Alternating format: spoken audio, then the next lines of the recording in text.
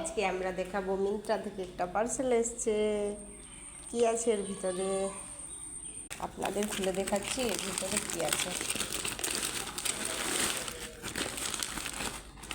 এর ভিতরে আছে একটা সালোয়ার স্যুট। এই যে দেখুন, এটা আছে চুড়িদার, এটা আছে ওড়না, আর এটা হলো পায়জামা প্যান্ট। খুব সুন্দর এসছে, খুবই সুন্দর।